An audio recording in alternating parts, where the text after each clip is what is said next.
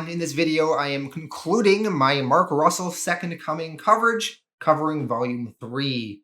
Now, Mark Russell does not fully wrap up the story at the end of this volume. He leaves it open to potentially be followed up upon in the future. And as far as I know, there has been no word on a Volume 4, but it potentially may happen one day. But for now, at the end of this volume, we will be caught up to the present, what has been published so far. All right, let's dive into Volume 3 of Mark Russell's Second Coming. Second Coming, Volume 3, Trinity, written by Mark Russell, art by Richard Pace and Leonard Kirk. Second Coming Trinity, Issue 1. Sunstar has finished building the space elevator, which was one of the suggestions given to him last volume of what he should do with his powers. Also, Sunstar's arch-villain, known as Cranius, is having the sentencing phase of his trial commence today. Cranius was found guilty of causing mass earthquakes, which caused many deaths. Sunstar has to appear in court because the judge is hearing testimony before deciding the fate of Cranius. Will he be locked up for life or get the death penalty? So Sunstar takes the stand. One of the lawyers asks, "You've known Cranius since childhood, have you not?" Sunstar answers, "Yes, we go way back." Sunstar and Cranius actually went to high school together. And we see a flashback to a few years ago to their 20-year high school reunion. Cranius, he was a loser in high school, but he's hoping now he can show everyone how wrong they were about him. When Cranius arrives at the high school, he slaps on his name tag, Bill, and he joins the auditorium where everyone is. Cranius was nervous as he entered the auditorium. He thought to himself, "This is your big day, Bill? You can do this?" And as he entered, Sunstar was there, talking to his other superhero friend, Maris, who's kind of like an Aquaman ripoff. Sunstar says to Maris, "What kind of supervillain shows up to his own high school reunion?" Maris responds, "I bet he's trying to play the 'actually I'm a successful scientist' angle." And we see Cranius is doing just that. Cranius is talking to a female there and he says, "The whole supervillain thing is a media creation. Actually, I'm a highly successful scientist." Maris, watching from a distance, says, "This is more sad than anything else." Right now, he's looking around, hoping to see some old friends from high school, only to remember that he didn't have any. Look at him. He thinks standing near a conversation will make this less awkward, like a suburb of their town of friendship. This is the most depressing thing I've ever seen. Cranius, he is struggling to fit in. He's sort of like standing near groups as they're talking, but he's not actually like involved in their convo going on. Maris continues, "Wow, he's drowning out there. Though I mean, if you were interested in burying the hatchet with him, like starting over with him, now seems like it would be a good time." Now this was a few years ago, before Sunstar became more evolved. He was kind of a dick back then still. So Sunstar says to Maris, I just can't." Maris to this says, "Opting for tasteful avoidance, eh? It's probably for the best." Back in the current day, Sunstar phones back home. Jesus is there, watching over Sunstar's new son, Jordan. Jesus says that the two of them are getting along, just two bros chillin'. You know how it is. Sunstar asks, "He's behaving, isn't he? I know he can be a handful." Just at that moment, Jordan accidentally lights the curtains aflame. Jesus answers, No, he's fine."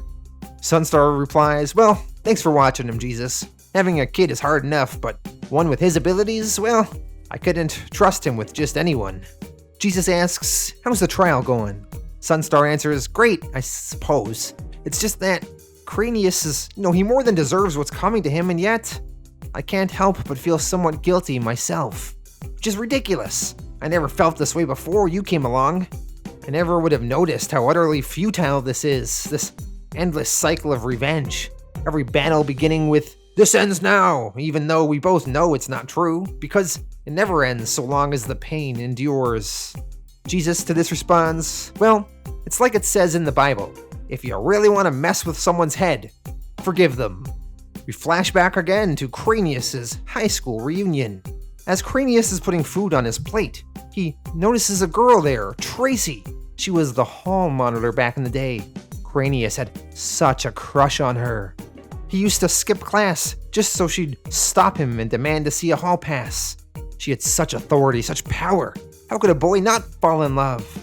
Tracy, she walks right over to Cranius and she says, "We need to keep the snack line moving. Take your plate and find a seat." Cranius, he replies, "Yes, my lady." And then as he leaves, he thinks to himself, "Yes, my lady. Ugh, I'm such a dud. Why do I always freeze up at the moment of truth?" Now while Cranius was getting some food, Sunstar decided to mess with him. On Cranius's jacket, which was just lying on the chair there, Sunstar put a new name tag that said the word Thunderbone on it. Maris asks, "Thunderbone?" Sunstar says, "Oh yeah, you don't remember that? There was that time in gym class we were doing bench presses, and Cranius got a huge boner, and everyone started calling him Thunderbone after that and laughed at him." Sunstar, he starts chuckling to himself saying, "I can't believe you don't remember that. I bet everyone else here does." Maris says, "Ken, I think you might have crossed the line here." Soon enough, a whole bunch of other kids they went to high school with start crowding around Sunstar. They want his autograph. So while Sunstar is busy with that, a woman named Kathy sees that Cranius is lonely and she goes to talk with him. Kathy doesn't recognize Cranius. Cranius, he laughs and says, "I guess it's the silver lining of premature baldness, eh?" Kathy says that her son has a follicle condition and he's completely bald too. Cranius to this says, "Oh well, if you don't mind me saying, it's not that bad being bald. The key is to find whatever keeps you from thinking about it. It could be a hat, it could be a striking pair of glasses, or just, embracing it. Whatever it takes to free up his mind so he can work on the things that matter to him." Cranius and this Kathy, they begin talking longer into the night. Eventually, Cranius tells her, "It's true, I have a Nobel Prize in physics." Kathy, impressed, says, "Wow, I can't believe someone so smart and accomplished went to our little high school. It's funny, how you can spend 4 years surrounded by people and never really get to know any of them. How much of our youth was wasted simply because we were too afraid to take a chance on people, to take a chance on saying the wrong thing or being seen with the wrong people, to ask who you are." The two of them begin touching hands over the table. Cranius tells her it's not too late, So it seems like Cranius and this Kathy were starting to hit it off. But then all of a sudden, Tracy, the hall monitor, she spotted the two of them getting close, and she walked over to Kathy and whispered in her ear. And then all of a sudden, Kathy's demeanor changed. She stood up and said, "What? Oh my god. I can't believe I almost went out with Thunderbone. Gross." And then she stormed off, and Cranius began to cry. He turned to Sunstar and said, "God damn it, Sunstar." And Cranius marched out of his reunion then and there. Man, I feel really bad for Cranius.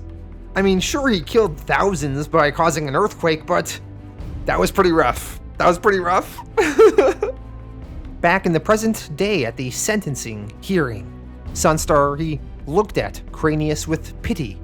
He felt bad for him. He felt like forgiving him.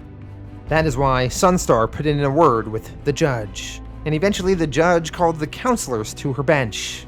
And then after a brief convo, she then decided to give her verdict. She said, "Well, this is unusual, but given the timely nature of the offer and the unique qualifications of the defendant, the state has agreed to waive sentencing on the condition that the defendant agree to be launched into space as part of the Earth's first ever manned deep space probe. I'm told it's pretty much a suicide mission, but since the defendant has agreed to this offer, I hereby dismiss charges. Court adjourned." So Cranius, rather than spend life imprisonment or be put to death, he's going to get to go to space as part of a convict space program to do an important mission which his brain makes him uniquely qualified for. Later on, as we see Cranius boarding the spaceship, he mumbles to himself, "This ends now."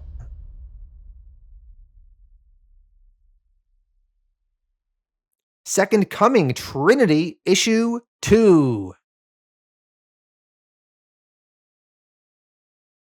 Up there in heaven, God is being driven around by one of his angels named Linda. This particular area of heaven they are driving through, a large crowd of people begin swarming the vehicle. They are huge fans of God. One woman says, look at me, I love you, I love you." God tells Linda, "Ugh, don't slow down."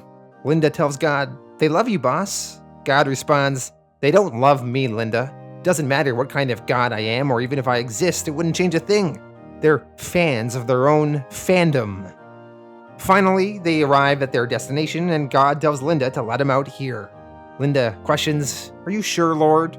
God answers, "Sure that I'm still in charge, unless you staged another coup, is that it?" Linda to this says, "Let it go already.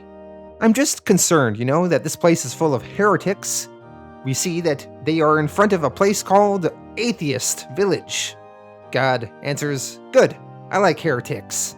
They're the only ones with something new to say." God, he then heads inside. Back down on Earth.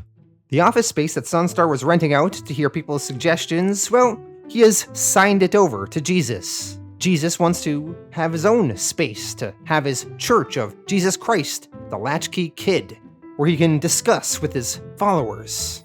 Jesus then asks Sunstar if he wants to stay for church. Sunstar answers, "Nah, thanks, I can afford real therapy. Besides, I think I'm gonna go get a haircut today." Jesus questions, "How is that even possible? I thought your hair was impervious to steel." Sunstar answers, "Oh, it is. So when I need a haircut, this is what I have to go through. I fly way out into space. I find some lifeless solar system in the ass pit of nowhere. And then I find some shabby dead planet that nobody cares about. And then I fly around it thousands of times, exceeding the speed of light, warping the very fabric of the universe in order to turn back the hands of time." For those of you unfamiliar, in the first Superman movie with Christopher Reeves, he reverses time by flying around the Earth really, really fast.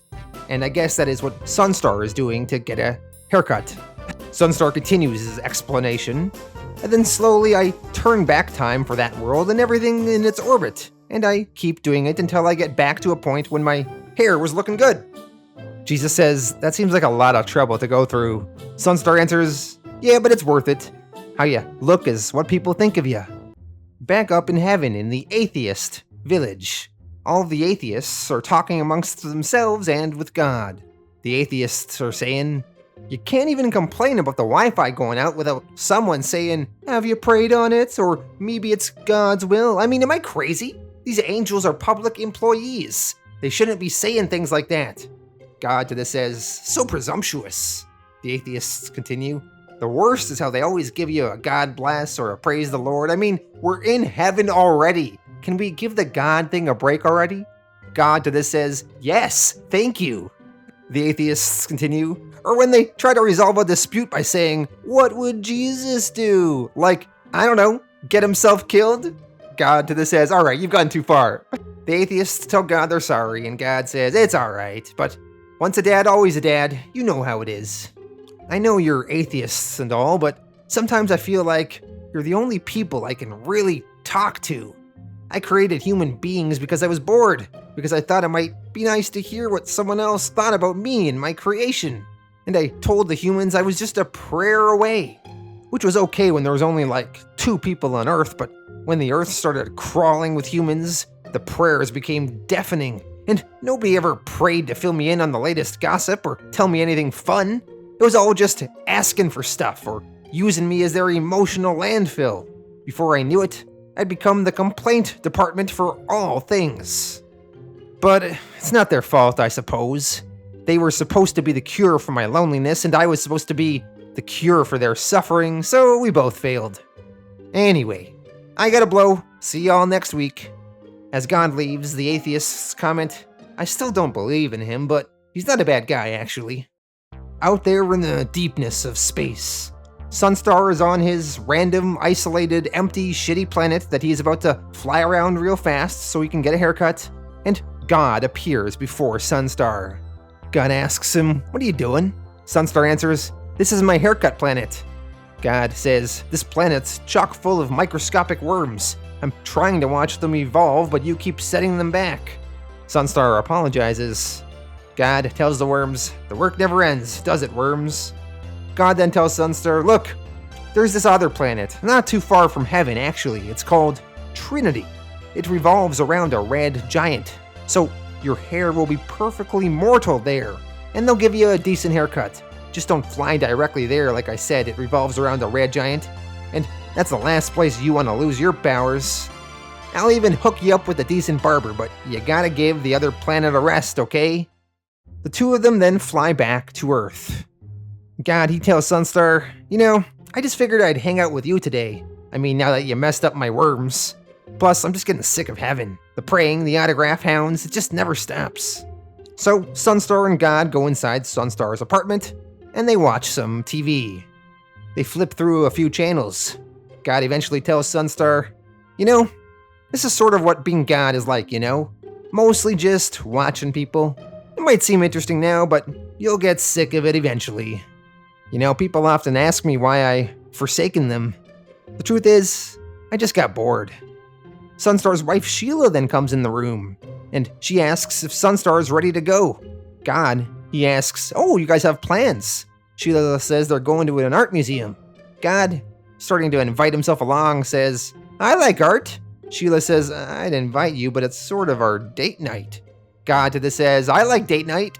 Sheila to this says, "I don't know, we even got a babysitter for tonight and everything." We see that Jesus is going to be their babysitter. God, he guilt trips them, saying, "That's okay, I get it. I mean, it is my son babysitting your son, whom I sort of made possible along with everything else in existence, but you two go ahead and have a good time." Sheila caves, and God tags along for their date night to the museum. As they pull up to the museum, God, he's excited. He says, "Finally, let's see what those big nutty brains of yours have been coming up with for the last 2,000 years. Once they are in the museum, they look at the various pieces of art. They look at some sort of golden dolphin with a halo on it. Sunstar says, "Didn't this thing sell at auction for like $1 billion? After looking at art some more, they eventually make their way to the snack shop. And they have some lunch. God, he tells Sunstar and Sheila, "The capacity for art is the greatest gift I ever gave the human race. This was what religion was supposed to be like, That's how I wanted the human race to communicate with me, through art, by creating things. Instead, all I got was a bunch of lousy prayers. That's what really irked me about the golden calf thing, Not that they were worshiping some other god. The Bible always makes me out to be such a narcissist. But I was just annoyed because it perverted art. People quickly realized that there was money in this sort of thing, and then all of a sudden the art became less about what people had to say and more about what they had to sell. So in many ways, the golden calf represents the moment that art died. And when I look around now, all I see are golden calves without even a god to replace." Although as God says this, he's eating a hot dog on a stick. And he says, "I like this though." Sheila explains, "It's called a corn dog." God replies, "A corn dog. Delightful." As they are driving home after leaving the art museum, God, he says, "Well, religion was a bust. Art didn't pan out the way I expected it to. Pretty much everything I created was a dud. Everything but one in whom I am well pleased." God says this referring to his son. God continues, "Maybe that's why people have children. They're pretty much guaranteed to fail at everything else. I mean, how do you fail at something as perfect as a baby? I wasn't around much when Jesus was young. I know Jesus feels like I failed him, and he's right. It's so easy to get distracted by all the petty failures in life that you forget about the failures that really matter. But maybe the most beautiful thing I created, and this was wholly by accident, is a world that can survive all its own shortcomings." Back over to Jesus babysitting Jordan. Jesus takes his eye off of Jordan for just a couple minutes, and Jordan, he manages to climb out the window and fall.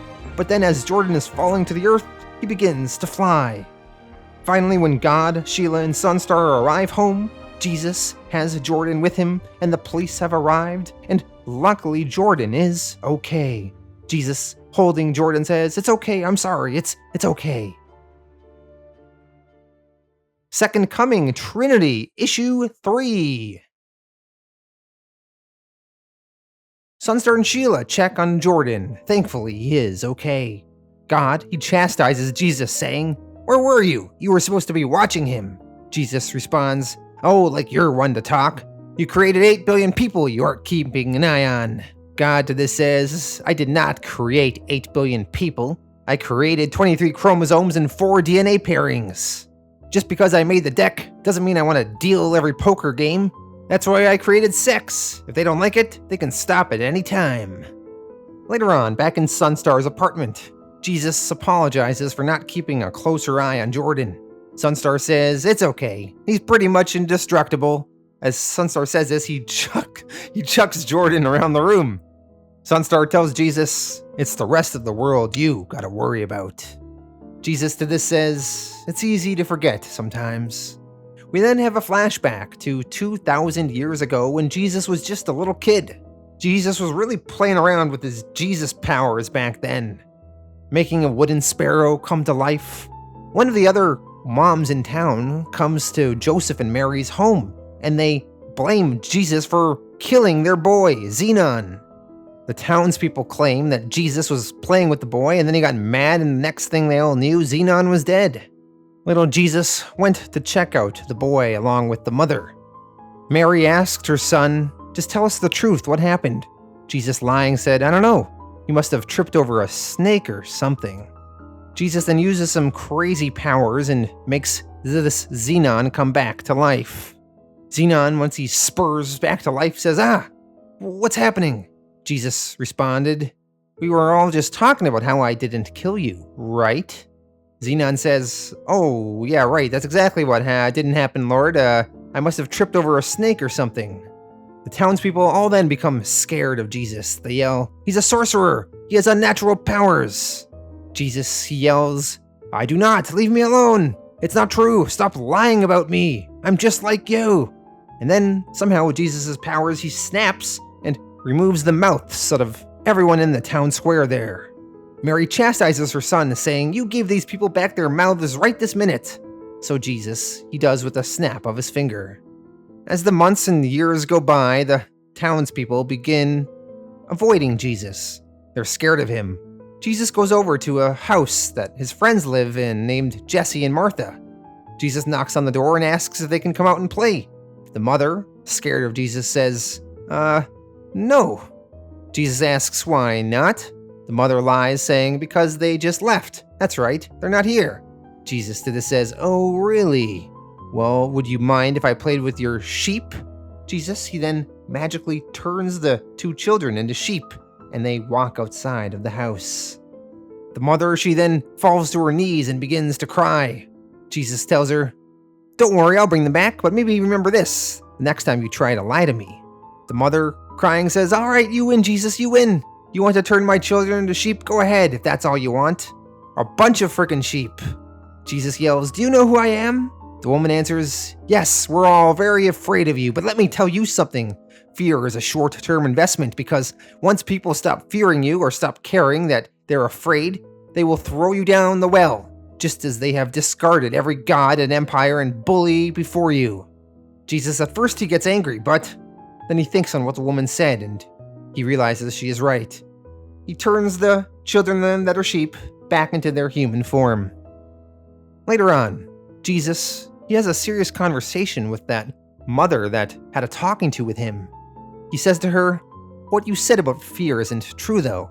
Everyone fears God, but they still love him." The woman answers, "Well, he's older. People love God the way they love their racist grandpa.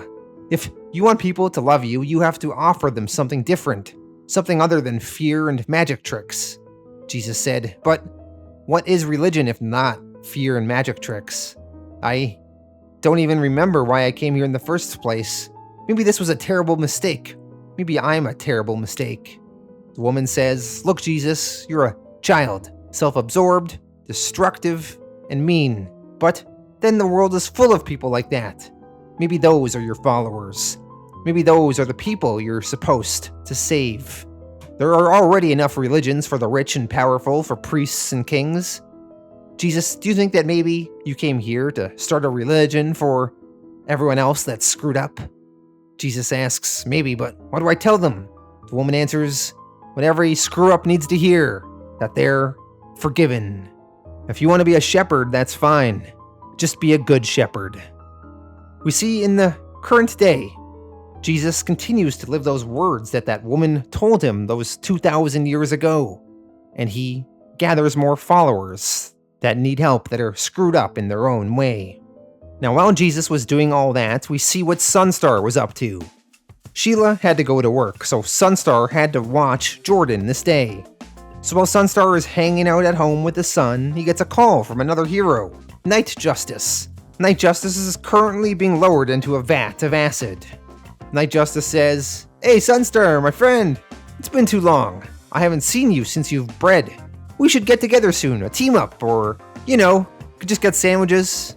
Sunstar says, "If we must, alright, when were you thinking?"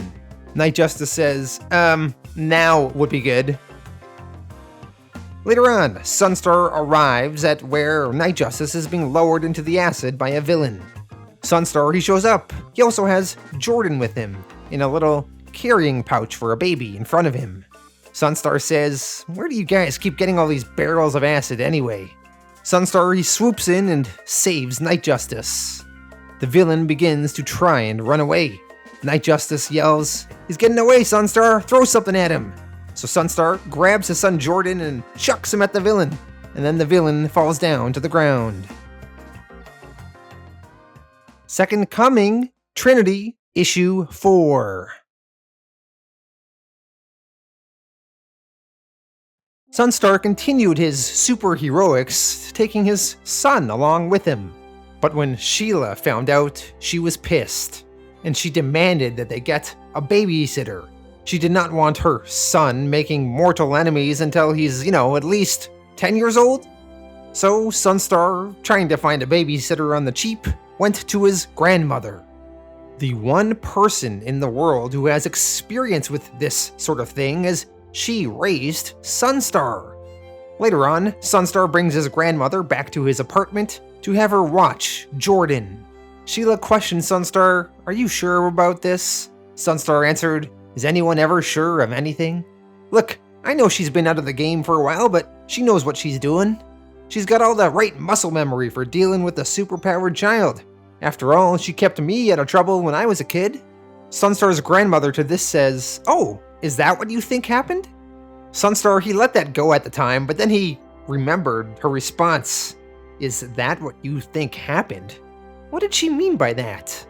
As Sunstar traveled around the world, he remembered what he thought he did of his Earth parents. Sunstar, he believes that his Earth parents died in a car crash and his grandmother raised him, but maybe everything didn't happen exactly as he thought it did. And his memory is kind of foggy of his childhood. Why is it foggy to him? Sunstar, he decides to fly home, back to where he grew up in Littleton. He arrives to his childhood home, which has now been turned into some sort of sex shop called Ron's Dongs. This was established back in Volume 2, okay? That his home is a sex shop. Sunstar, he goes into the staff room and goes down into the basement, and there he remembers a memory of his father. Just a small little snapshot. In this childhood memory, Sunstar's Earth father told him, "We have something for you, son. We've always wanted you to have it. When you came to our planet, this chest came with you. It's filled with things to help you deal with living on this world. But we wanted to wait until you were old enough to decide for yourself whether you wanted it." Sunstar, he looks in a little hidden compartment in the wall, and he pulls out that fancy chest that his father showed him many years ago. And inside that chest, he finds a potion called Rememberium. Sunstar, he drinks the potion and then he remembers his childhood.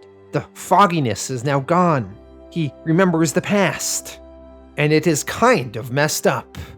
We see a flashback to his father talking to Sunstar. His father told him, "When you came to this planet from your homeworld, you came with enormous powers. You know those pills we've been giving you every month? Well, those weren't vitamins, they were temporary power blockers. But this month you took the last one, and there's one pill left. But this pill will block your powers forever. The choice is yours, and though it's not fair, you need to make it now. Either live like you have, as one of us, or become what you came to us as, a being of undescribable power.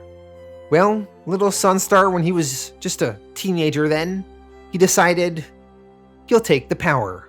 Who wouldn't? And maybe that's why it was so unfair to ask him to choose. Not that he was still too young, but that he had become too human. So little Sunstar, he got powers. He could fly around and was super strong, and he had to get used to all the new things he could do. There was so much that his parents couldn't do. He was going to be everything that they couldn't be for themselves. So one day, Sunstar decided to give his parents what he thought was a gift for them. As his parents were driving, Sunstar, he picked up the car with his powers, and he flew his family all the way to Africa. Little Sunstar thought that his dad always wanted to see the world. Well, now Sunstar could take him. So Sunstar, he flew his parents to Africa in their car. Only no one had told Sunstar that people can't breathe at certain high elevations. So when Sunstar was flying his parents in the car high up in the sky, he killed them. He killed them. I gotta be honest, I did not see that twist coming. Oh my god, he killed them. The police ruled Sunstar's parents' death an accident, so Sunstar was allowed to be released into his grandmother's custody. As Sunstar was being driven home by his grandma that day, he asked his grandmother, "Grandma, are you afraid of me?" His grandma answered, "Yes." Sunstar narrates to us, "And yet, she never abandoned me. When I asked her why, she answered that she'd already accepted that I'd accidentally kill her someday, so she wasn't afraid anymore. I don't think anyone else has ever loved me that much." We sold the house soon after that, but before we left forever, I still had one last chance to do the right thing, to put what was left of the genie back into the bottle, to make it possible once again for the world to live with me. Instead, I chose to make it possible to live with myself. Sunstar, rather than take the little blue pill that would negate his powers, he instead found another potion called Forgetium, and he drank that. And it made him forget all of the horrific unpleasantness regarding the death of his parents. Eventually, Sunstar's grandmother found him in the basement, passed out with the empty vial in his hand. And when he came to, his grandmother told him that his parents had died in a car accident, which he supposes wasn't a lie. But the blue pill was lost forever. In the present day, adult Sunstar, he puts back the chest where he found it and he begins flying home. And as he arrives at his apartment, he sees that his building is on fire. Sunstar's son, Jordan, he does not have the pills that negate his powers like Sunstar did when he was a small child. So little Jordan's powers were going crazy, and he ended up accidentally lighting the apartment on fire. This is kind of an interesting turn of events. In Superman comics, Superman's powers always developed over time, so he never had them when he was a baby. They sort of slowly came as he got older, and eventually became a teenager. But what if Superman had his full powers when he was just a little baby, and he didn't have the knowledge to control them? Well, you can imagine how dangerous a situation that might be. Second Coming Trinity, Issue 5. Outside of the apartment on fire, we see Sheila Sharp is reporting on the news. Sheila says, "This is Sheila Sharp reporting live from my apartment. I'm finding this out the same time as you folks, which according to my sources was just destroyed by, well, this is awkward, destroyed by my 2-year-old son." One of Sheila's co-workers whispers, "Wow, Sheila's so brave for covering such a humiliating story. What a pro."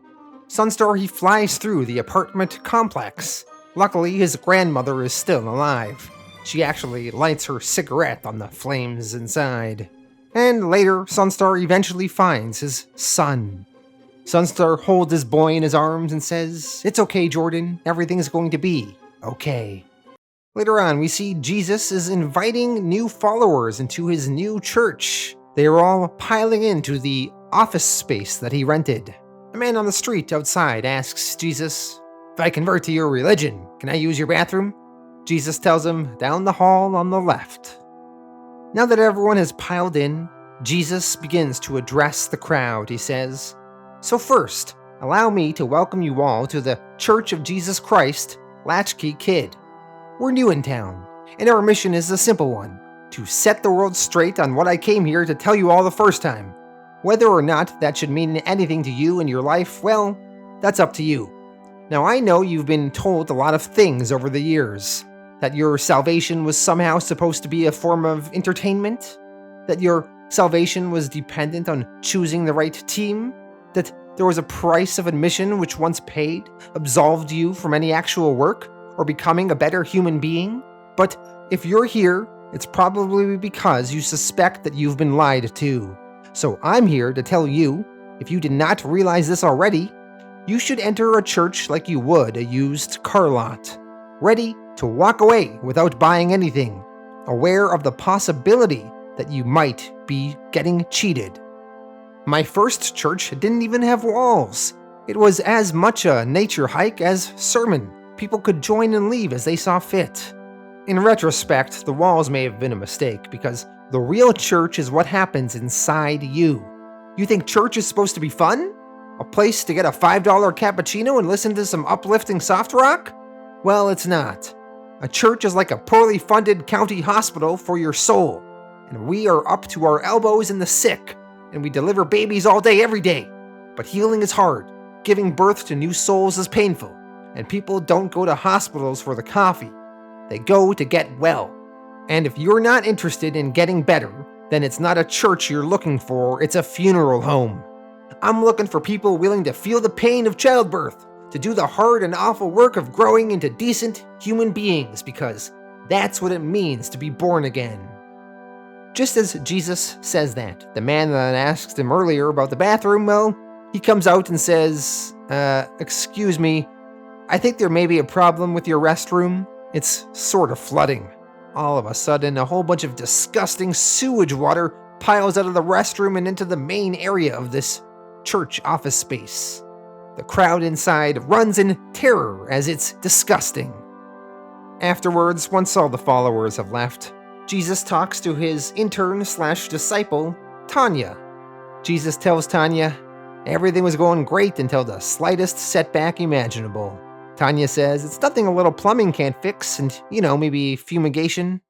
Later on, Jesus and Tanya go to Sunstar and Sheila's new housewarming party.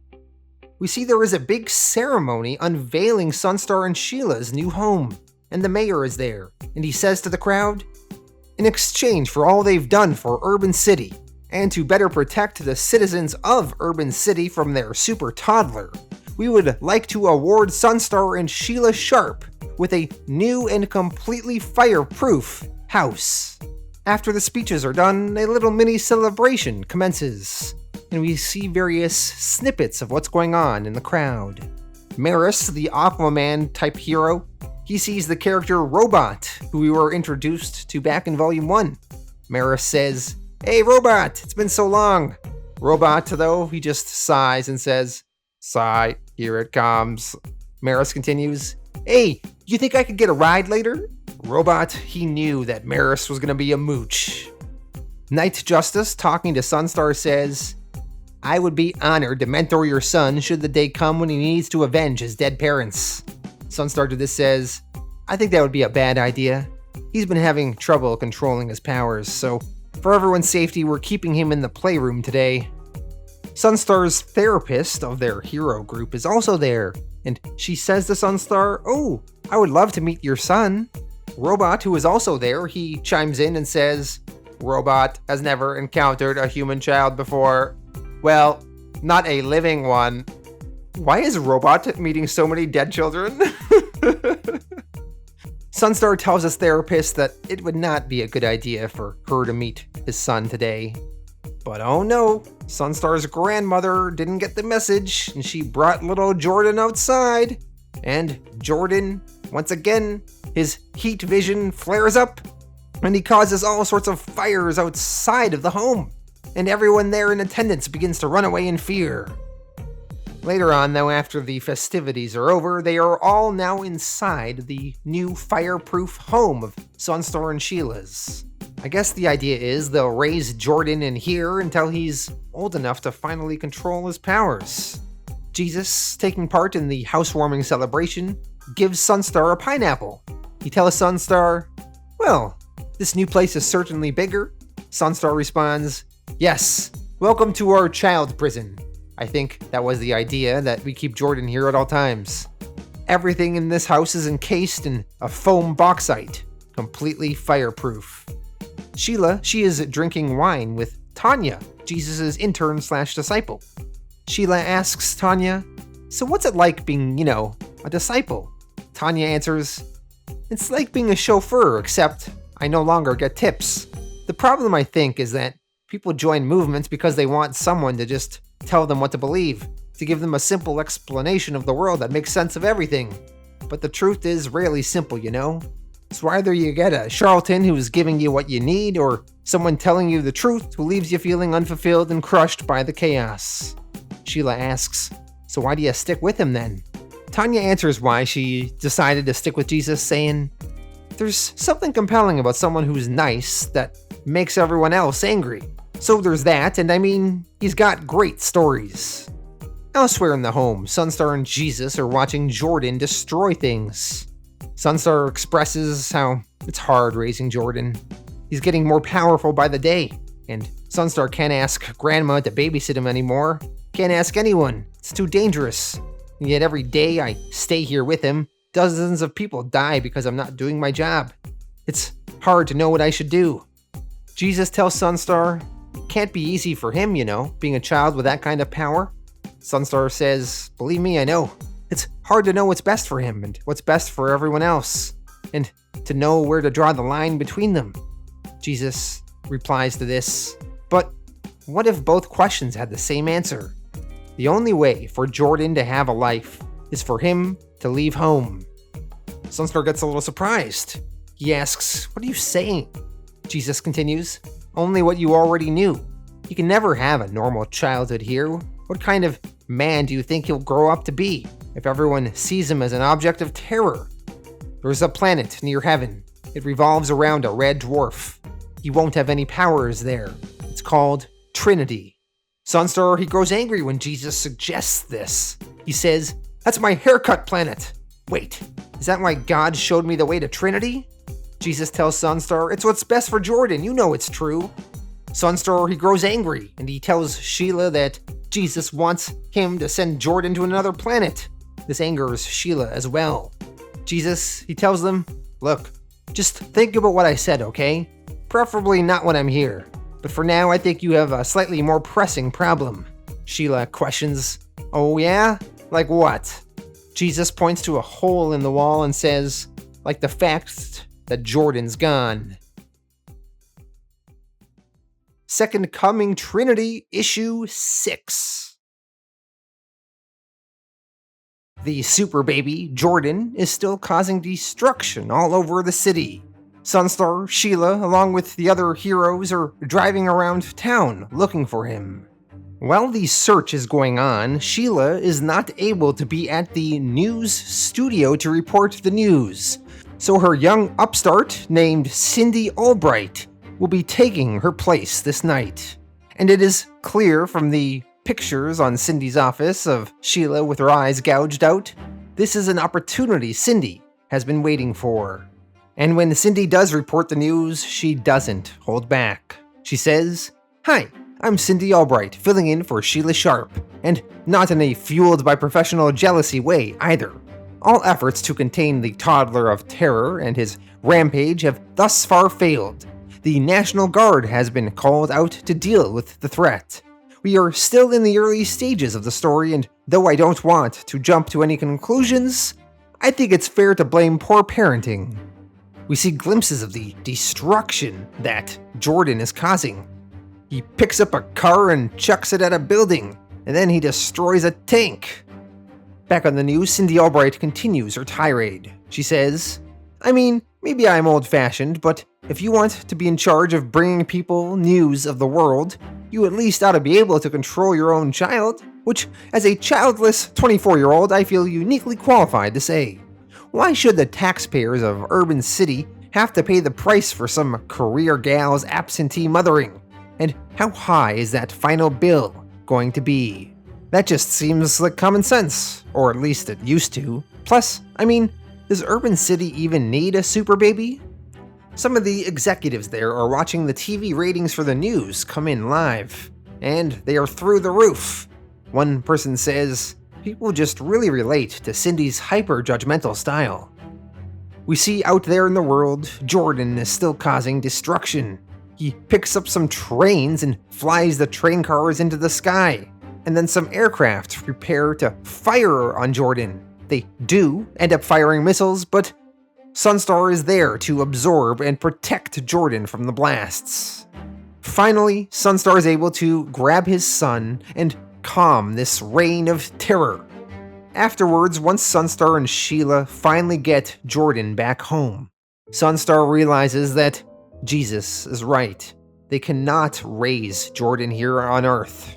So eventually, after some time, Sunstar creates the rocket ship that will take his son to planet Trinity, where he can live under the red glow of the star there and be without powers.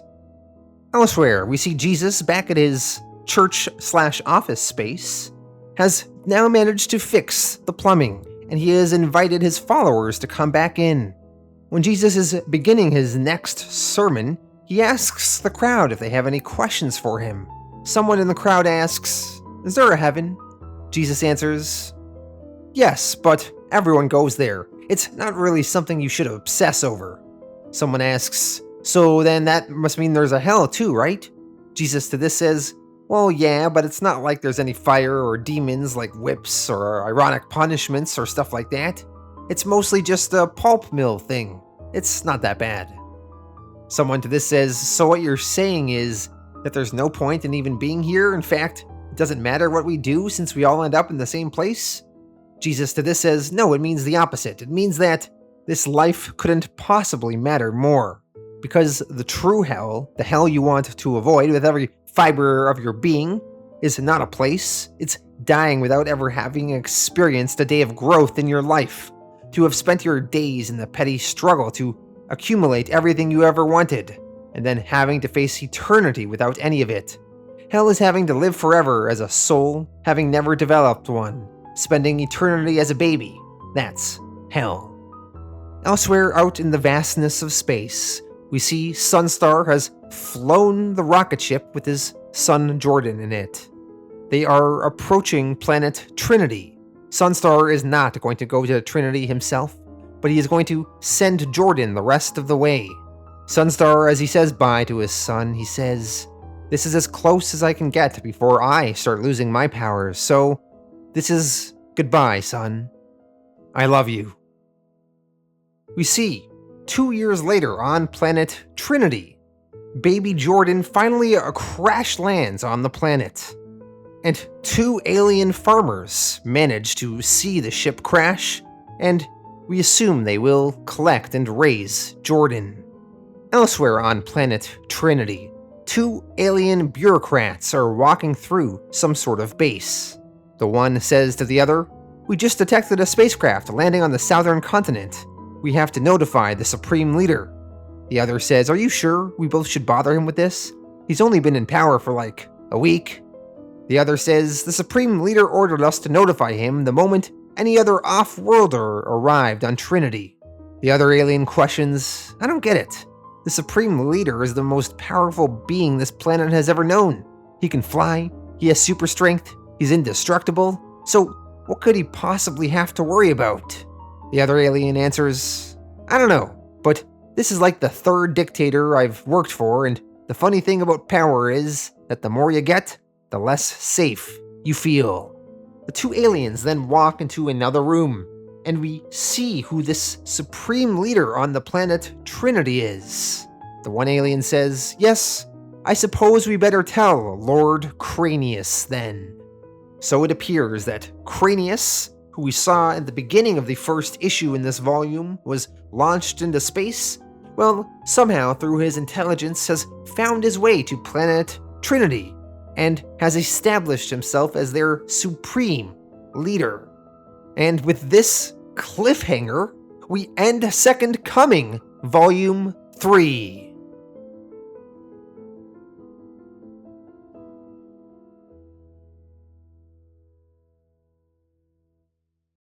Alright, so that was Second Coming Volume 3, and I thought this was still really fun, although I did not love it as much as I did Volumes 1 and 2, but it is still pretty good. I think Russell's Christian messages are starting to get a little bit repetitive now, although he still has a couple of good insights that he does sprinkle within here. Now, one little side plot I did love in this volume was the whole Cranius high school reunion thing. I thought that was really funny. This villain that's very evil going to his high school reunion and trying to get a girl. Very relatable, very amusing. I did not love in this volume, issue 3, the one side plot where we see Jesus as a child, and Jesus is really going nuts with his powers. His eyes are glowing and shit, and he kills a kid, and it makes him come back to life, and he makes a wooden sparrow start flying around. He makes people's mouths disappear, and then brings them back. He turns some other kids into sheep. That was too much, man. Too far, man. Too far. And I do not believe that was in the Bible. Although I haven't read the whole thing, so maybe I missed the part where they talked about that stuff. But yeah, I did not love that or the messages that came out of that whole little side plot there. We did have this whole Jordan, the super baby, causing havoc, and I think that was a very interesting plot line to go with. What if Superman had his powers from a baby and he couldn't control them? Wouldn't that be really dangerous? And clearly it would. So I thought that was a cool thing to explore. I thought it was a crazy twist that we learned that Sunstar accidentally killed his Earth parents when he was a boy through kind of some stupidity there. So I thought that was intriguing to see play out. And yeah, the overall plots with the super babies and stuff and Jesus furthering his religion was amusing. I also thought Robot had a few funny lines in here. Man, I was really cracking up some of the things that Robot was saying. Like when the Aquaman character goes over to Robot and Robot's like, "Sigh, here we go." Or the whole thing where he has never seen a human child alive. Like, why are you seeing so many dead babies there, Robot? Anyway, Robot, a big standout to me in this volume. Cranius, an amusing villain, and we kind of have a cliffhanger ending here where Jordan is on this other planet where Cranius is the leader of. Kind of an interesting way to end this. So we end on a cliffhanger. I'm not so sure if we're ever going to get an ending, or if we do, when it will come out, but still, I'm kind of intrigued by this book. And I wouldn't mind seeing one more volume, although it would be nice to wrap up this story fully in a nice little bow at some point in the future. I'm going to give this volume an 8 out of 10. Thank you all for watching. Hope you enjoyed my Second Coming coverage, and I will see you all again in the future with more comics.